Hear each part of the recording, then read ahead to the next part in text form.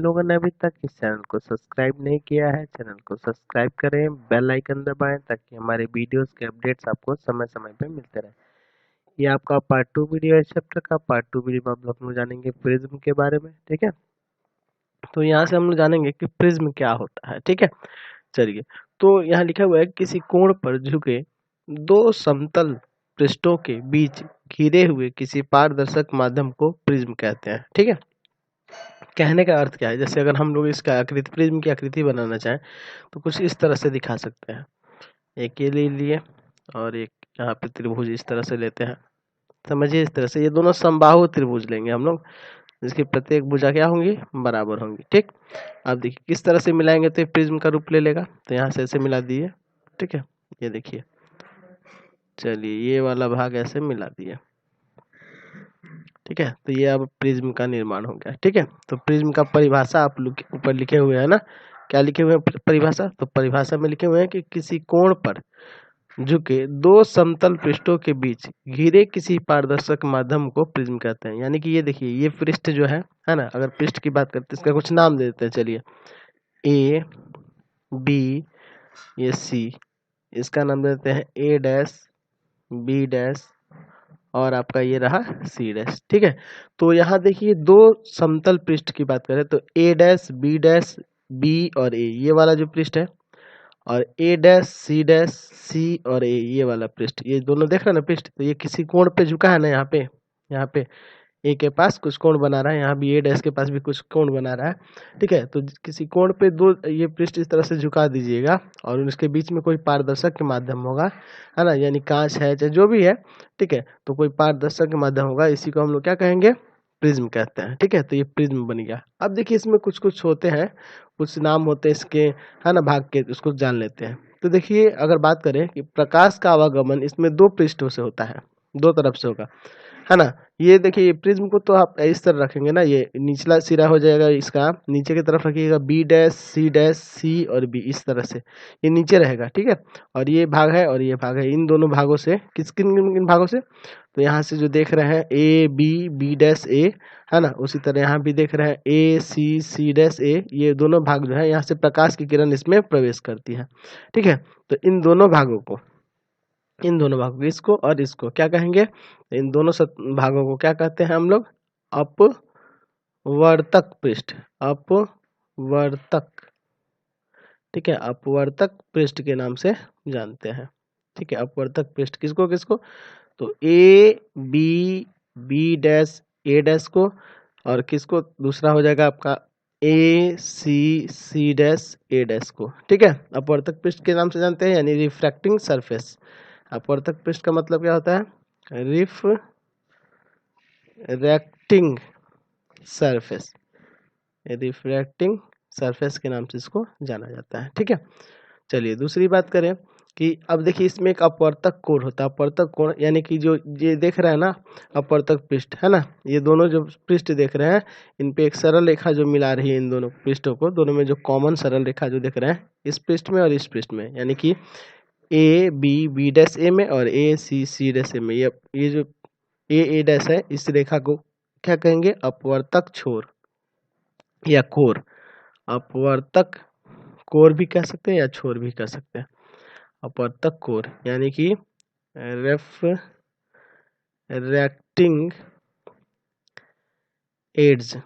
ठीक है, चलिए अब उसी तरह अगर बात करें तो अपवर्तक छोर पे ये जो कोण बन रहा है, यानी ये ए और ये दोनों तो समान ही होगा। ठीक है, ए और ए डैश समान होगा, तो इस कोण को कहा जाता है प्रिज्म का अपवर्तक कोण। इसको क्या कहेंगे, प्रिज्म का अपवर्तक कोण, या सिंपली अपवर्तक कोण के नाम, है ना, प्रिज्म का कोण भी कहते हैं। ठीक है, प्रिज्म का कोण भी कह सकते हैं या अपवर्तक कोण भी कह सकते हैं। ठीक है, प्रिज्म का अपवर्तक कोण या प्रिज्म का कोण भी कह सकते हैं सिंपली, यानी angle of the prism, angle of the prism. ठीक है, इस नाम से भी इसको जानते हैं। यानी कि यहाँ जो एंगल ए है या एंगल ए डैश है ना, ये दोनों समान ही कोण होगा ऐसे, है ना, तो दोनों ही प्रिज्म का कोण कहलाएगा। ठीक, अब देखिए अगर इसकी बात करें तो प्रिज्म का आधार तो आपको शुरू में ही बताया कि ये बी सी डैश बी जो है ये नीचे की तरफ रखा जाता है, यानी ये जो आपका होगा B C, C dash B dash, ये वाला सतह जो होगा, ये वाला सतह जो होगा, इस सतह को क्या नाम से जानते हैं? इसको कहते हैं आधार, प्रिज्म का आधार, प्रिज्म का आधार यानी बेस, यानी क्या हो गया? बेस ऑफ प्रिज्म के नाम से इसको जानते हैं। क्लियर हो गया ये सब नाम?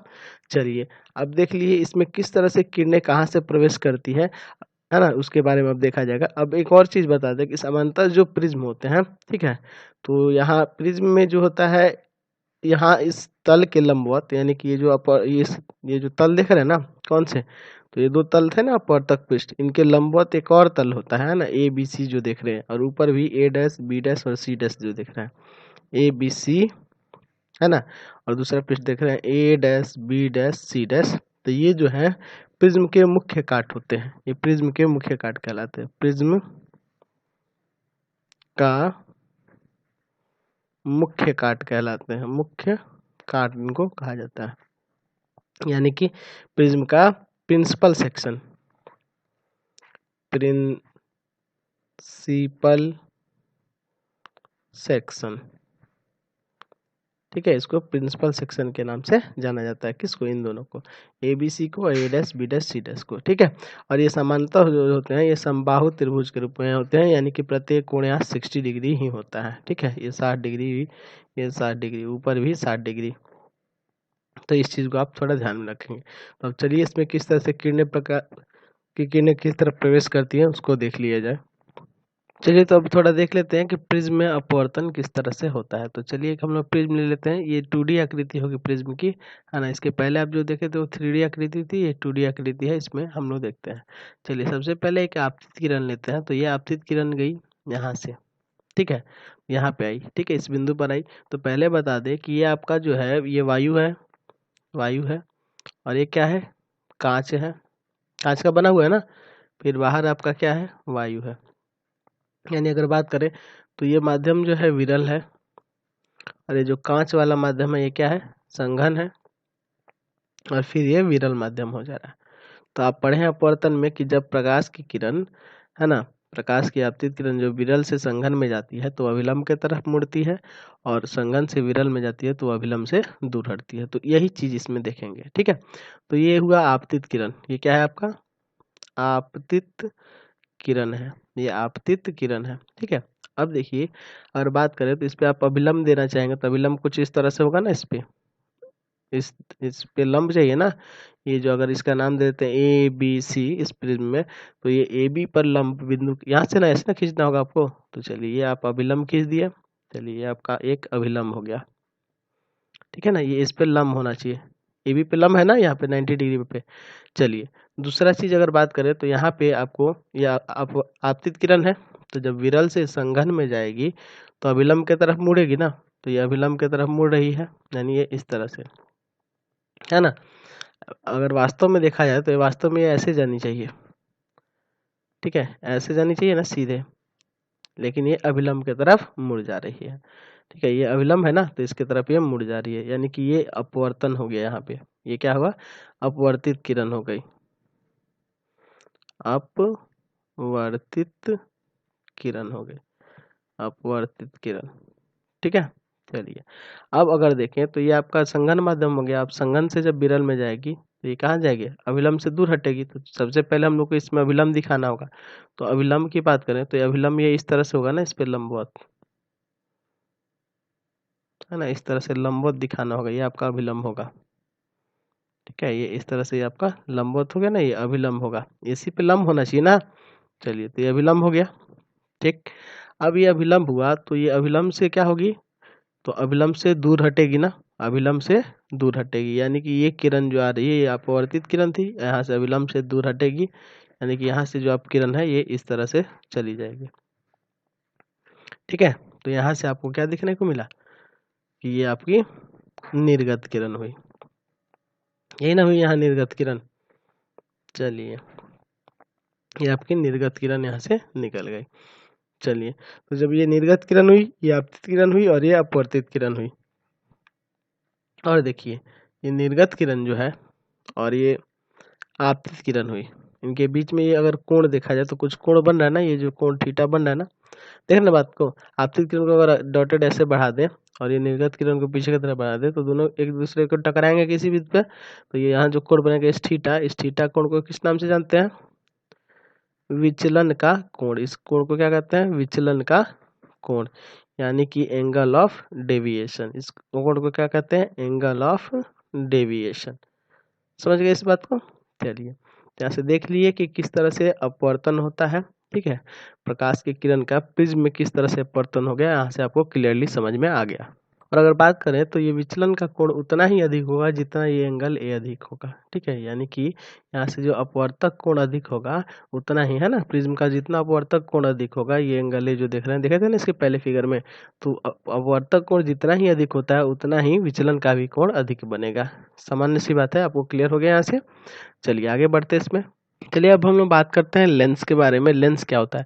तो लेंस का हम लोग बहुत ज़्यादा यूज़ करते हैं। आप देखे होंगे कि हम लोग जो चश्मा व्यवहार करते हैं उसमें लेंस ही लगे होते हैं, है ना। देखते हैं कि किसी का नज़दीक का खराब हो जाता है, किसी का दूर का खराब हो जाता है। सूक्ष्मदर्शी देखे होंगे आप, दूरबीन वगैरह सब में लेंस का इस्तेमाल होता है। कैमरे आदि में भी लेंस का ही इस्तेमाल होता है। ठीक है, तो लेंस से हम लोग पूरी तरह से बहुत सारा इसका यूज़ करते हैं, हमारे दैनिक जीवन में बहुत ही बड़ा इसका महत्व है। ठीक है, तो लेंस क्या होता है? तो लेंस पारदर्शी पदार्थ का वह टुकड़ा है जो निश्चित ज्यामितीय सतहों से घिरा होता है। यानी कि दो पारदर्शी पदार्थ है ना, दो, है ना। लेंस क्या होता है कि एक ऐसा पारदर्शी पदार्थ का टुकड़ा होता है जो निश्चित ज्यामितीय सतहों से घिरा होता है। यानी कि इस तरह से घिरा हो, यानी इस तरह से घिरा हो, मतलब किस तरह से भी दो सतहों को चिपका दिए। अगर मान लीजिए सिंपली आप दो पॉलिथीन के टुकड़े, है ना, दोनों पारदर्शी होने चाहिए, उसको चिपका के बीच में कोई द्रव भर दिए, चाहे जल ही भर दिए, वो भी एक लेंस का तरह ही व्यवहार करेगा। समझ गए?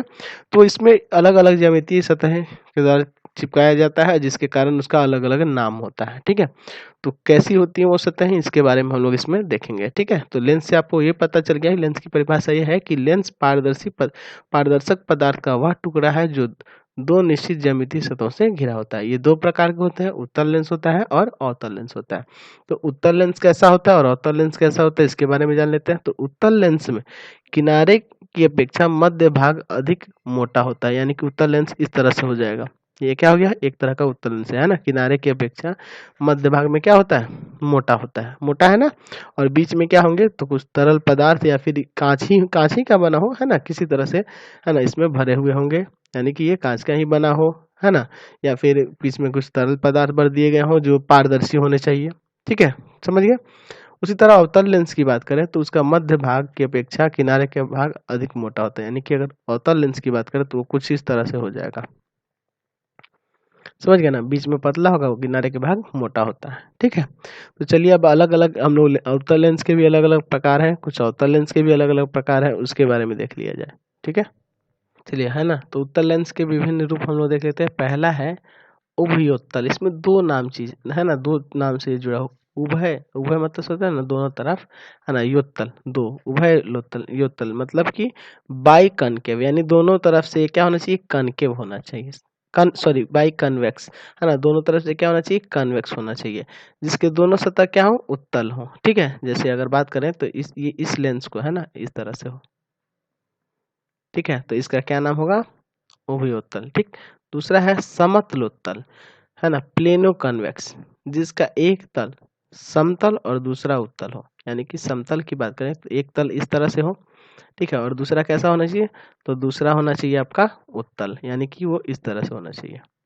ठीक है, तो ये क्या कहलाएगा? समतलोत्तल कहलाएगा। दूसरा है अवतलोत्तल, जिसका एक तल अवतल और दूसरा उत्तल हो, यानी कि अवतल यानी इस तरह से हो, ठीक है, और दूसरा उत्तल हो, यानी ये इस तरह से हो, है ना, बिल्कुल चांद की तरह जो दिख रहा है ना, ये क्या कहलाएगा? अवतलोत्तल, यानी कि कनकेवो कन्वेक्स। क्लियर हो गया? चलिए उसी तरह से हम लोग अवतल की बात करते हैं। अवतल लेंस की भी बात करें तो अवतल लेंस में भी उसी तरह से तीन तरह से। पहला होगा ओभयावतल, है ना, बाई कनकेव, जिसके दोनों तल क्या हो? अवतल हो, यानी दोनों तल अवतल होगा, उसको ओभयावतल कहेंगे। ठीक है, यानी कि इस तरह से होगा। ठीक है, चलिए, है ना। तो इसमें देखेंगे कि ये तीनों तीनों होंगे, लेकिन तीनों बीच में पतले होंगे और किनारे की अपेक्षा किनारे में मोटा होता है, बीच में पतला होता है।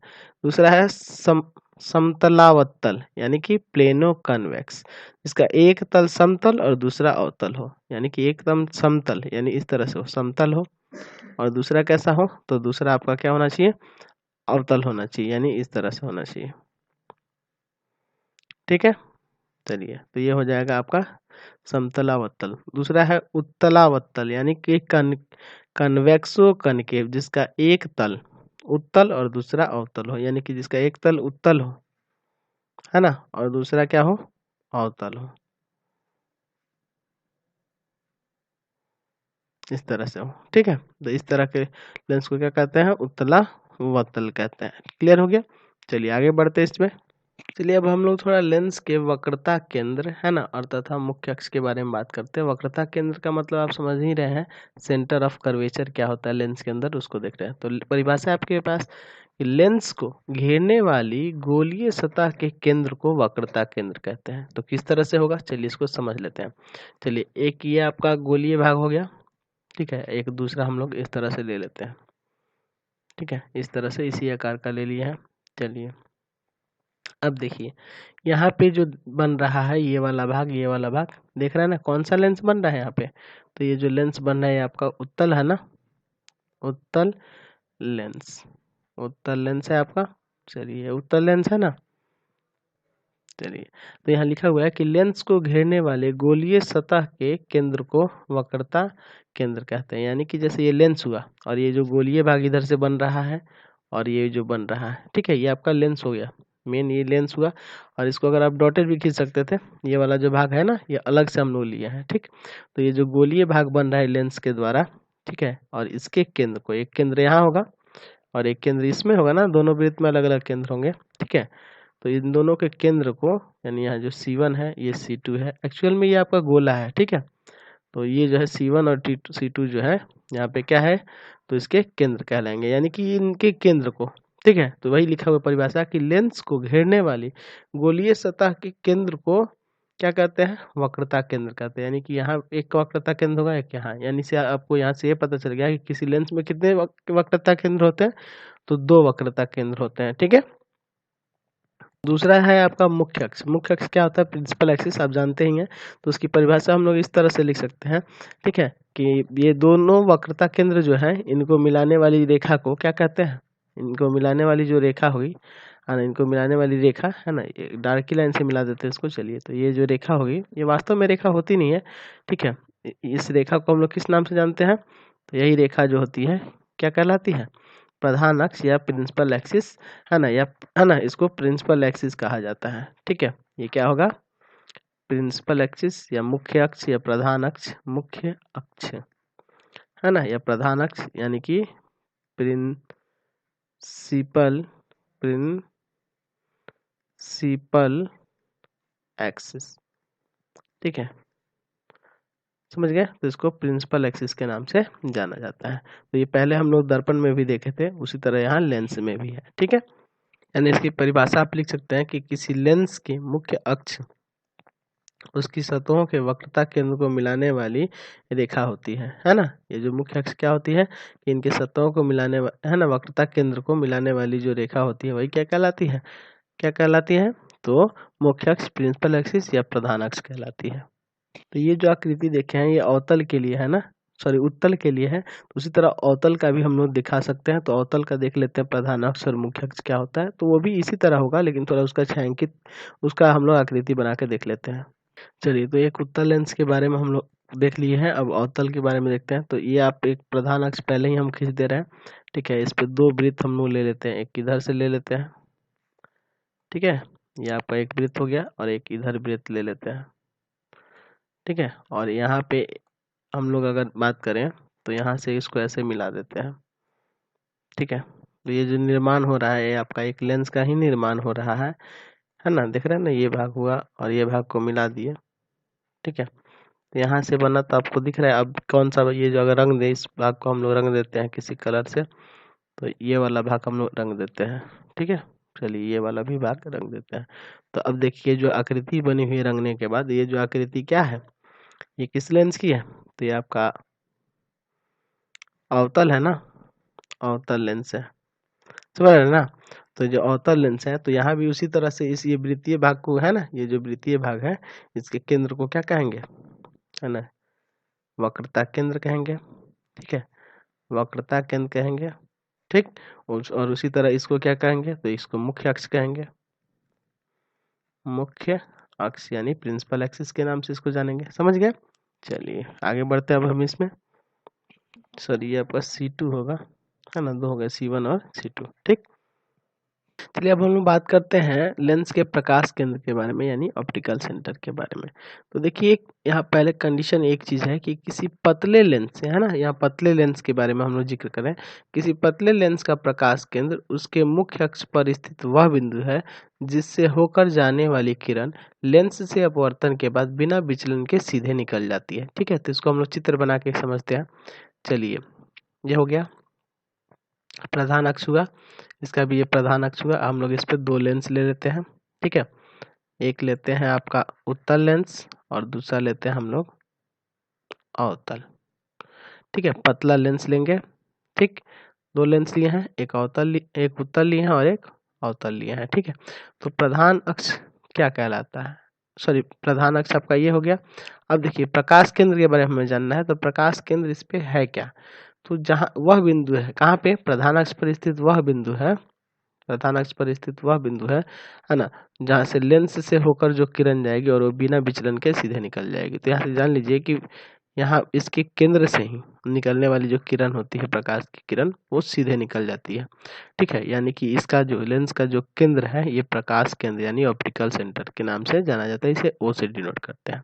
यहाँ किरण बिना विचलन के सीधे निकल जाते हैं। उसी तरह यहाँ भी देखेंगे अवतल में भी, है ना, तो अवतल में भी यहाँ केंद्र से जो होगी यही सीधे निकल जाती है बिना विचलन के, यानी कि ये जो होगा, है ना, सीधे निकल जाती है, यानी कि यह जो केंद्र होगा इसको ऑप्टिकल सेंटर कहते हैं। ठीक है, लेंस का ऑप्टिकल सेंटर कहते हैं। अब मान लेते हैं अगर लेंस मोटा हो तो क्या होगा। ठीक है, अगर मान लीजिए लेंस मोटा हो जाए तब क्या होगा, इसके बारे में थोड़ा चर्चा कर लेते हैं। चलिए, ये हो गया आपका प्रधान अक्ष। लेंस को हम लोग थोड़ा मोटा कर देते हैं इस तरह से। ठीक है, तो देखिए मोटा होने पे एक्चुअली में होता क्या है, तो जब इसमें प्रकाश की किरण प्रवेश करेगी तो क्या होगा इसमें, चलिए, तो ठीक है, तो देखिए जब इसमें आपतित किरण आएगी तो यहाँ पे आएगी। ठीक है, तो ये आपको पता है क्या होगा यहाँ पे, तो जब एक माध्यम से दूसरे माध्यम में प्रवेश करेगी यानी कि यहाँ अपवर्तन होगा। ठीक है, मोटा होने के कारण यहाँ अपवर्तन होगा, तो ये आपतित किरण जो है ये दूसरे माध्यम में आई है तो ये इस तरह से बेंड कर जाएगी। ठीक है, एक माध्यम से दूसरे माध्यम में है तो इधर बेंड करेगी। ठीक है, और पुनः ये क्या होगी, फिर यहाँ से ऐसे निकल जाएगी, पुनः ये फिर क्या होगी, ऐसे निकल जाएगी। ठीक है, तो यहाँ से आपको क्लियर हो गया। तो यहाँ क्या होगा कि अपवर्तन हो जाएगा, ये बिना विचलन के निकल जा रही थी, ये विचलित होकर निकलेगी।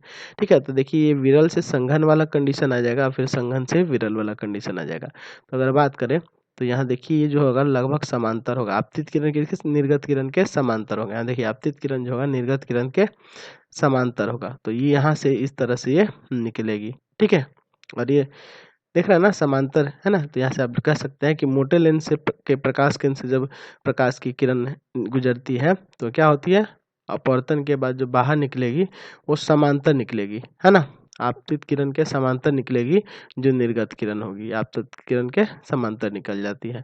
ठीक है, लेकिन यही जो पतला लेंस होगा तो पतले लेंस में क्या होता है कि वो बिना विचलन के सीधे निकल जाती है। ठीक है, तो इस चीज को आप ध्यान रखेंगे। तो ये हम लोग पतले लेंस के लिए चर्चा कर रहे थे, और मोटे लेंस में होगा तो ये इस तरह से कंडीशन होगा। इसमें सॉरी, अपवर्तन के बाद क्या आ जाएंगी, प्रकाश की किरण जो होगी आपतित किरण के समांतर निकलेगी, बाहर जब निकलेगी, यानी ये जो निर्गत किरण है ये आपतित किरण के समांतर निकलती है। ठीक, इस बात को आप ध्यान रखेंगे। थोड़ा हम लोग चर्चा कर लेते हैं लेंस में किस तरह से कार्य होता है। ठीक है, तो सबसे पहले हम लोग एक प्रधान अक्ष लेते हैं। ठीक है, ये आपका एक प्रधान अक्ष हो गया, और इस पे हम लोग एक लेंस ले लेते हैं, है ना। चलिए, तो हम लोग इस पे एक लेंस बना लेते हैं। उत्तल लेंस से पहले चर्चा करते हैं। तो ये आपका एक उत्तल लेंस हो गया। ये आपको पता चल गया कि यह है ऑप्टिकल सेंटर। ठीक है, यह है प्रधान अक्ष है। ठीक है, इसका मुख्य अक्ष है, प्रधान अक्ष है। चलिए, तो जब यहाँ से आपको पता है कि प्रकाश की किरण ऐसे आएगी, तो एक्चुअल में क्या होता है कि ये जो होती है इसमें प्रकाश की किरणें अभिसारित करती हैं, ठीक है, प्रकाश की किरणें अभिसारित करती हैं, यानी कि इधर की तरफ मुड़ेंगी तो इधर ऐसे हो जाएंगी, ठीक है। तो प्रकाश की किरणें क्या होती हैं, अभिसारित करती हैं। उसी तरह से अगर दूसरी कोई किरण लाएंगे यहाँ से प्रधान अक्ष के समांतर, तो ये भी अभिसारित करेंगी इस तरह से, ठीक है, ये अभिसारित करेंगी, ठीक है। यहाँ से भी अगर इधर से ले जाइएगा तो यहाँ से टकरा के क्या होंगी, अभिसारित होंगी, अपवर्तन होगा ना इसमें, तो ये अभिसारित करती हैं। देख रहे हैं ना फिगर में, ये किरणें क्या हो रही है, अभिसारित कर रही है। चलिए, यानी कि बिंदु किसी बिंदु स्रोत से आ रही हैं और एक बिंदु पर आकर मिल रही हैं इस तरह से, ठीक है। तो ये अभिसारित कर रही है, फैल नहीं रही है ना, फैली हुई किरण को ये एक जगह एक बिंदु पर ला दे रहा है, तो अभिसारित करती है, ठीक है।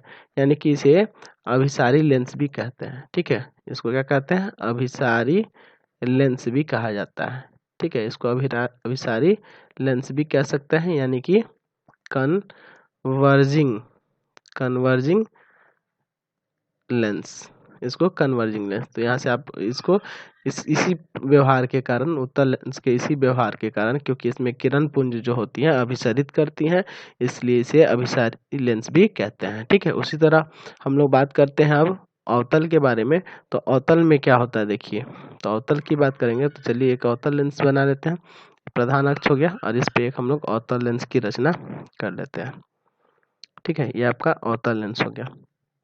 तो इसमें एक्चुअल में होता क्या है कि जब प्रकाश की किरण आएंगी तो एक प्रकाश की किरण पुंज, मतलब बहुत सारी किरणें जब एक साथ आएंगी, है ना, आएंगी, तो ये क्या होती है, यहाँ पे अपसरित करती है, यानी फैलती हैं, ठीक है। तो ये इस तरह से किरणें आके फैल रही है ना, प्रधान अक्ष के समांतर आ रही है और ये फैलती चली जा रही है, ठीक है। इस तरह से ये फैल रही है, ठीक। उसी तरह अगर बात करें इसमें भी, तो ये भी इधर जाएंगी और इधर से ऐसे फैलेंगी, ठीक है। फिर उसी तरह से कोई दूसरी किरण ली है, इधर आएंगी और इधर से ये फैलेंगी, ठीक, समझ रहे हैं ना बात को, ये ऐसे फैलती रहती है, ठीक है। तो इसमें इसको दिखा देते हैं।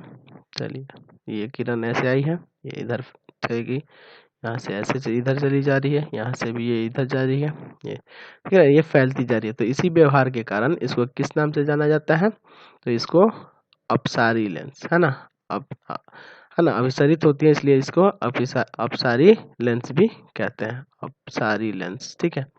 अपसारी लेंस के नाम से इसको जाना जाता है, ठीक है। तो अपसारी लेंस को अंग्रेजी में कहा जाता है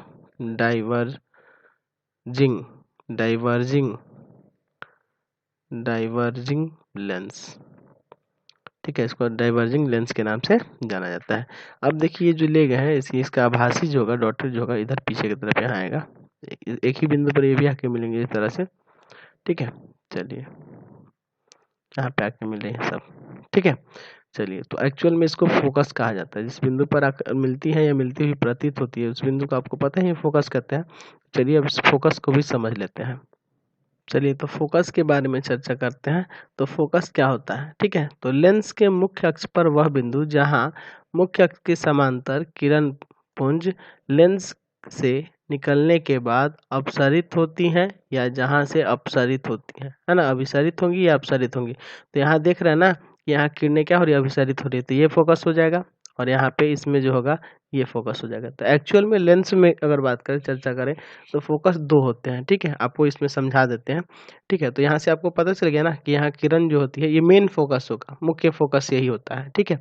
जहाँ पे अभिसारित करती हैं, है ना, अभिसारित करती हैं या अपसरित करती हैं। तो इसका, है ना, तो उत्तल लेंस की बात करें तो इसमें दाहिने तरफ होता है और अवतल लेंस में मुख्य फोकस जो होता है बाएं तरफ होता है, ठीक है। ये याद रखेंगे, ठीक है। आगे हम लोग को इसका चिन्ह परिपाटी पढ़ेंगे तो उसमें जरूरत होगा, ठीक है। तो इसमें दाहिने तरफ होगा उत्तल में और अवतल में बाएं तरफ होता है, ये क्लियर हो जाना चाहिए आपको, ठीक है। अगर हम लोग बात करें फोकस दूरी की, तो आपको पता ही है कि फोकस से ऑप्टिकल सेंटर के बीच की दूरी फोकस दूरी कहलाती है। इसको छोटा एफ से सूचित करते हैं, आपको पता है। तो उसका परिभाषा ऐसे लिख सकते हैं कि लेंस के प्रकाश केंद्र से, है ना, ऑप्टिकल सेंटर से मुख्य अक्ष की मुख्य फोकस, है ना, मुख्य फोकस, इसी को मुख्य फोकस बताया था ना अभी कि दो फोकस होता है। तो मुख्य फोकस की दूरी लेंस की फोकस दूरी कहलाती है, ठीक है। तो यहाँ से इसका मुख्य फोकस बाएं तरफ है, तो ये यहाँ से यहाँ तक की दूरी फोकस दूरी, और इसका दाहिने तरफ है तो इसका ये फोकस दूरी, ठीक है। तो अब समझ लेते हैं इसमें दो फोकस किस तरह से होते हैं। हम किसी भी लेंस की बात करें, या उत्तल हो या अवतल हो, उसमें दो दो फोकस होते हैं, लेकिन एक मुख्य फोकस होता है। तो चलिए एक एक करके हम लोग समझ लेते हैं फोकस किस तरह से होता है। चलिए, ये आपका हो गया ऑप्टिकल सेंटर, यहाँ हो गया इसका C1 है ना, और ये C2। तो ये जो C1 C2 दे रहे हैं इसको हम लोग या करके यहाँ पे ऐसे भी लिख सकते हैं 2F1, और इसको या में 2F2 है ना। दो चीज इन सब से भी सूचित किया जाता है, ठीक है। और इसमें दो फोकस, एक इधर होगा और एक इधर होगा, ठीक है। तो अगर प्रकाश की किरण इधर से आ रही है अपवर्तित है ना, हाँ, इधर आके इधर अभिसरित हो रही है तो ये आपका मुख्य फोकस होगा।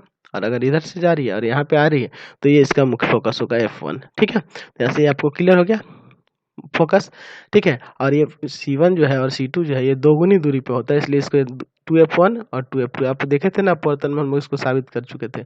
उसी तरह से अगर आप बात करें, अगर हम लोग अवतल लेंस की भी बात करें, ठीक है, ये तो रहा उत्तल का, ठीक है। और अवतल की भी बात करें तो अवतल में भी इसी तरह से होता है, ठीक है। अवतल में भी क्या होगा, तो ये आपका ऑप्टिकल सेंटर, यहाँ F1, यहाँ 2F1 और इधर आपका F2 और इधर 2F2, क्लियर है। तो यहाँ पे भी प्रकाश की किरण ऐसे जाती है और यहाँ से अपसरित हो जाती है ना, इधर जाके ये इधर हो जाती है। लेकिन इसका आभासी जो होता है यहाँ पे आता है, यानी कि इसका मुख्य फोकस F1 है, ठीक है। अगर किरण इधर से आके इधर फैल जा रही है तो इसका आभासी यहाँ पे आएगा तो मुख्य फोकस F2 हो जाएगा, ठीक है। तो मुख्य फोकस कहाँ होता है, तो जहाँ किरणें अपसरित होती हैं या अभिसरित होती हैं वो उसका मुख्य फोकस कहलाता है, ठीक है। चलिए, तो वह बिंदु जो प्रधान अक्ष पे होता है उस बिंदु को क्या कहते हैं, जहाँ किरणें अभिसरित करती है अपसरित करती है, वो उसका मुख्य फोकस होता है। तो यहाँ से आपको पता चल गया कि लेंस में दो फोकस होते हैं। इसी के साथ इस वीडियो को एंड कर देते हैं। चैनल को सब्सक्राइब कर दें, बेल आइकन दबा दें और ज़्यादा से ज़्यादा दोस्तों में शेयर करें। Thanks for watching the video.